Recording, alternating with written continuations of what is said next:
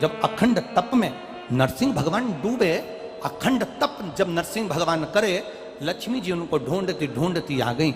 भगवान देवाधिदेव महादेव से जाकर प्रार्थना करी, भगवान शिव से जाकर निवेदन करी। बाबा भोलेनाथ जी से कहा मेरे पति नहीं मिल रहे हैं, आप कृपा करिए। शंकर भगवान ने कहा नरसिंह अवतार धारण करा था, क्रोध इतना ज्यादा था, उनके क्रोध को समाप्त करने के लिए अलखनंदा नदी में उनको डाला गया है, वहां से वो तप में लीन हो गए हैं। उस तप में से हम उनकी विनती कर कर उठाते हैं। शिव जी ने नरसिंह जी की स्तुति करी, नरसिंह जी उठे। बाबा भोलेनाथ ने कहा बैकुंठ का निवास करिए। भगवान नरसिंह बैकुंठ में जाकर निवास किए।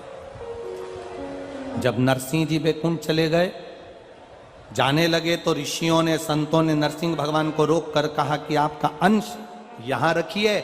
नरसिंह शिला के रूप में बाबा देवाधिदेव महादेव की कृपा, नरसिंह शिला के रूप में अलखनंदा नदी में आज भी नरसिंह भगवान विराजमान है।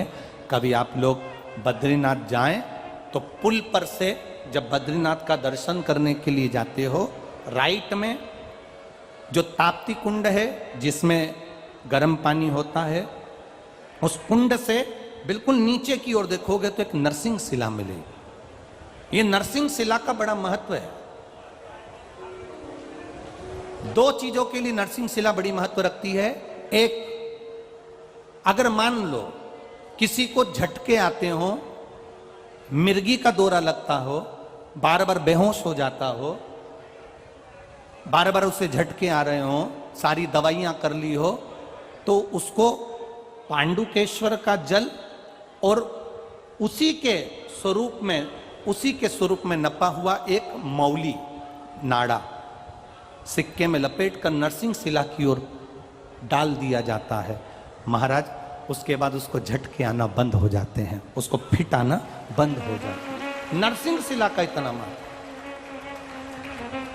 पांडुकेश्वर का जल उस जीव को हमेशा देना चाहिए जिसको झटके आते हैं, जिसको झटके आ रहे हैं। पांडुकेश्वर बद्रीनाथ जाते हैं तो बीच में पांडुकेश्वर पड़ता है, आप अगर देखेंगे तो बड़ा बोर्ड लगा हुआ है पांडुकेश्वर का। वहां उतरेंगे, जल लेंगे भोलेनाथ जी के शरीर का और वो जल बोतल में भर कर लेकर आएंगे, उसको दी पांडुकेश्वर। नरसिंह शिला, जिन पति पत्नी में झगड़ा हो गया हो, अदालत में बात चल रही हो और वो तलाक नहीं चाहते तो भी तलाक हो रहा है, किसी भी रूप में कहीं ना कहीं किसी ना किसी रूप में आपस में संबंध बेकार हो रहे हैं, तब नरसिंह शिला का प्रयोग, मौली का प्रयोग, पूर्व में भी हमने कथा में कहा है, वो डला होगा यूट्यूब पर, वो कर सकते। भगवान शिव का अधिक मास की अमावस्या समापन और सावन का महीने का लगना, यह भगवान शंकर के शंभेश्वर रूप का प्रागट्य है। बोल शंभेश्वर महादेव की जय। भगवान शिव का एक स्वरूप शंभेश्वर महादेव के रूप में प्रकट हो जाता है। भगवान देवाधिदेव महादेव का आनंद स्वरूप वहां पर रहता है। इसलिए आप सबसे निवेदन है, प्रयास करना, 33 मालपुओं का दान शंकर भगवान के सुंदर अधिक मास के महीने में अवश्य करें। जब अमावस्या, अधिक मास की पूरा महीना पूर्ण हो और अमावस्या आए, तब भगवान शिव की आराधना अवश्य करें।